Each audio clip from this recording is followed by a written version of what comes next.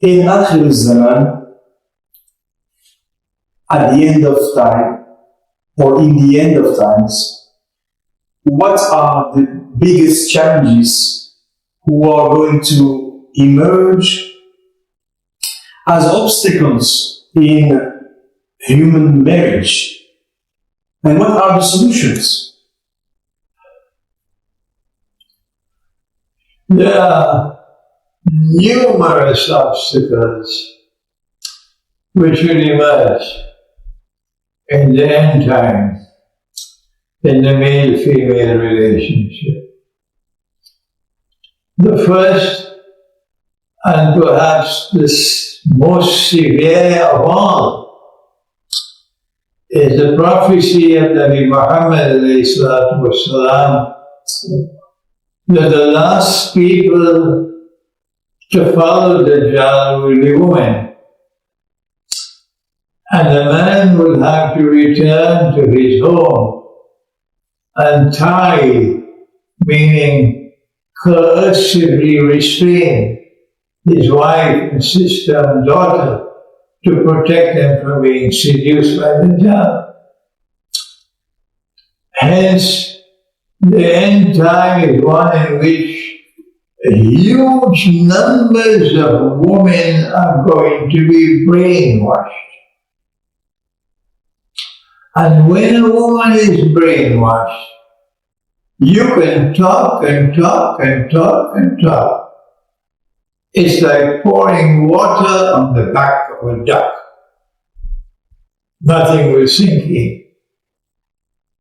So it's a hopeless task to try to change her. And if you made the mistake of marrying her and you have children with her, then your life is going to be miserable. And so one has to be careful when marrying and having children that you have a wife who is not brainwashed and following the job. The second big obstacle in the male-female relationship in the end time is the capacity to maintain a wife and the capacity to maintain more than one wife. Because the Prophet ﷺ spoke about slavery in the end time. He said, "Until al-amatu that a slave woman will give birth to her mistress," indicating that there is slavery in the end time. It's not legally defined as a slavery, but it is factual slavery. And this is slavery because of economic slavery, monetary slavery. People don't have the capacity to earn a livelihood. And if I cannot earn my livelihood, how will I marry? That is the predicament of the end time for people living in slavery. The third big obstacle of the end time is a feminist revolution in which sexual relations will become as freely available as sunshine. And our Prophet prophesied at that time, he said, most children will be born from Zina. When Dexhalli succeeds in making sexual relations as freely available as sunshine, and our young men now participate in illegal sex relations, Zina. This destroys Nur in the heart. And if your Nur in your heart departs from you, and you have only darkness inside of you, you're just like sheep and cattle. You have no bazuar.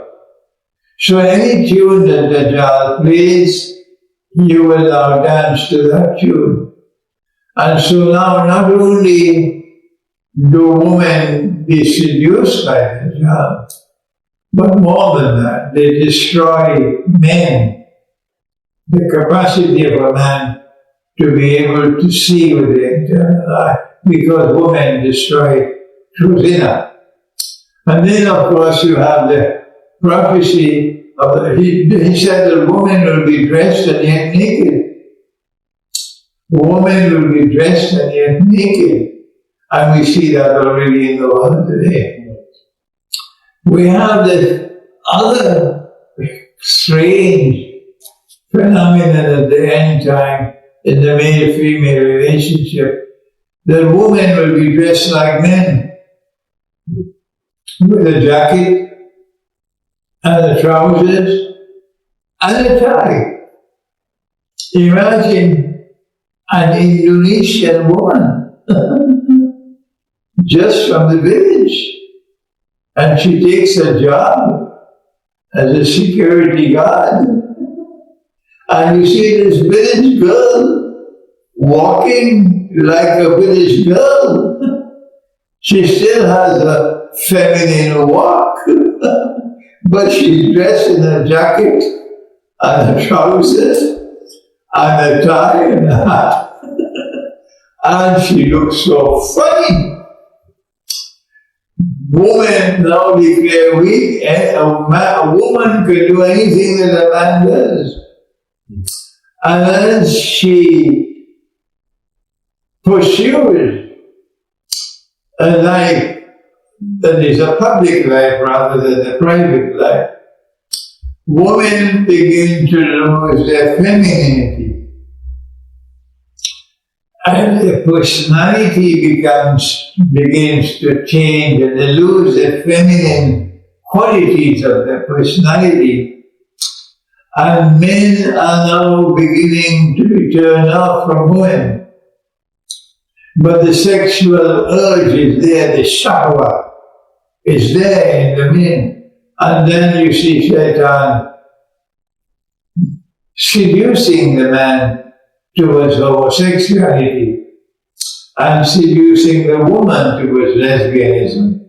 These are monsters that will appear in the end time. You see also the Prophet ﷺ mentioning the hadith, the prophecy that no one else will ever prophesy, that in the end time one man will have to maintain 50 women.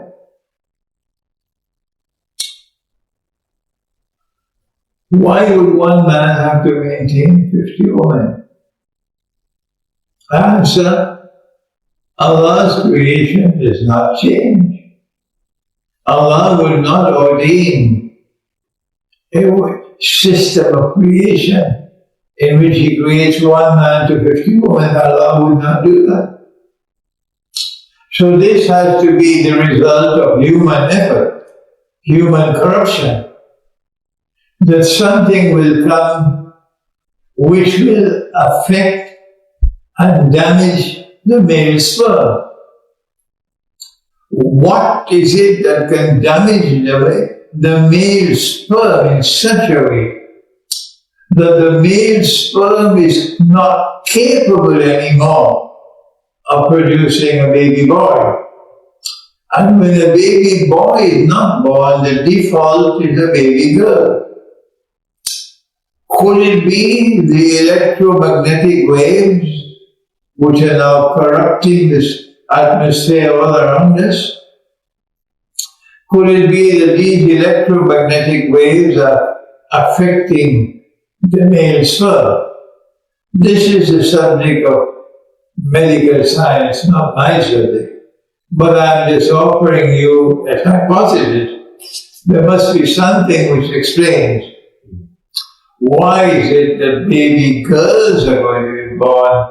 Very rarely will a baby boy be born. When we live in a world in which there are 50 women to one man to be maintained, could it be because large numbers of men now abdicate their responsibility to maintain women. It's no longer convenient for me to work to maintain a woman. I prefer to live my life free from that headache. I can get a woman without having to marry her. Yeah.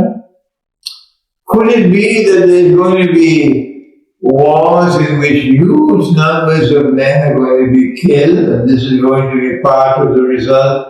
The result of this would be this grave imbalance between men and women. Whatever be the reasons for it, how do we respond? How do we deal with the problem of one man having to maintain 50 women? If the women are elderly, then all that she needs is food and clothing and shelter, and someone to guard and protect her. But if the woman is young, she will have biological needs. And if those biological needs are not satisfied, then she can either end up in a mental hospital or in a garbage bin. I don't want my daughter to end up in a mental hospital or a garbage bin. So I have to think of something. These are my daughters, my granddaughters in years to come. How do we solve this problem? The problem can be resolved if we turn to the Quran for Milk al-Yamin. And the Milk al-Yamin is a saying, but we say to the Mufti, yes, slavery is now abolished. Legally there is no more slavery, but factually there is slavery in the world. And therefore we have to find a way and means to apply Milk al-Yamin today, so that these young women will be able to get satisfaction for their biological needs in a way which is halal.